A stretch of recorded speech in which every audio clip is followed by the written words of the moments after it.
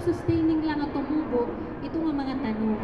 Tapos, waray gihang mga bisanin mga organic nga mga pesticides or mga fertilizers kay ginahayaan tala nga ang natural ecosystem amo ang magkontrolan peste, magkontrolan mga sakit, nga maghatagin abono nga diyan aton mga tanong. Whereas, ang organiko naman nga mga produkto, pwede po standards ang paghatagin abono basta certified nga abono or mga waste or iyong mga hinimo nga mga abono nga iyo farm. Pwede po ito. Ang igindidiri talaga organic po na programa or organic agriculture ang paggamit po ng mga synthetic na mga compounds, chemicals, ngahin, mga pesticide yung mga chemicals. Bawal po talaga ito. At the same time, ang mga GMO. May napagod ang mga organic pesticides. So, di na po, ang putat gamiton. Ayaw kita ito ng mga chemical-based. So, yun po. Basically, ako po itong pagkakaiba, no? A natural, self-sustaining, wala kita application, tika nga pagtanong, nga pag-harvest, wala kita intervention, gintanong tala, whereas nga di naman organic, gintagantahin, abono, nag-cultivate kita ang tuna, nagbutang kita mga concoctions, mga organic or mga biological na mga pesticides, hasta nga dahan pag-harvest. So gan po, basta sulod na po hiya, hanaton national standards for organic agriculture.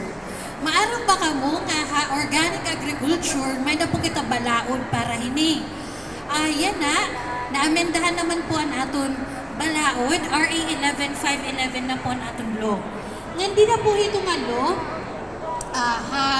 IRR po, nakastate nga kung hinuman ay magbaligya in produkto nga organic, pero dito nga organic, in may ada po penalty.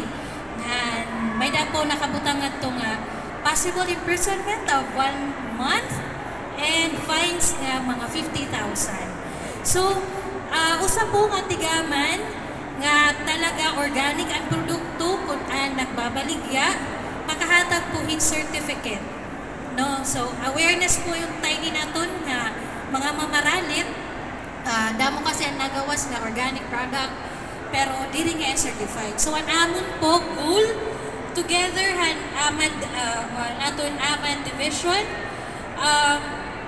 maging aware po ang consumers kapag sumiring po nga organic na product, dito po kitahan sertipikado. Okay po? Yes po. So yan ang aton po gumuusa nga focal person for organic agriculture.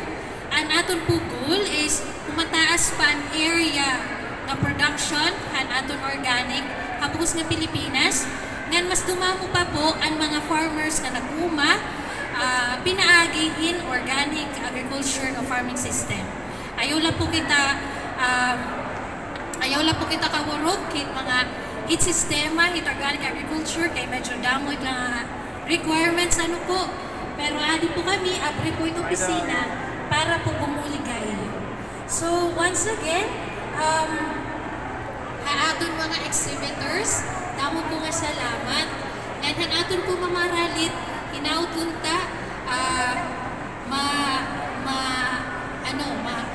maubos niyo yung mga display ni dahil natin mga exhibitors. Ano po? Kaya na natin mga exhibitors. Okay po? Okay, sana maubos natin within kuto balas nuibi ang ating mga display ng produkto. So, yun lang po. Damo nga salamat. Diri ako maunang pagpasalamat po talaga nga nahimo ini nga programa, ini nga activity, naging successful ini. Dahil naging smooth po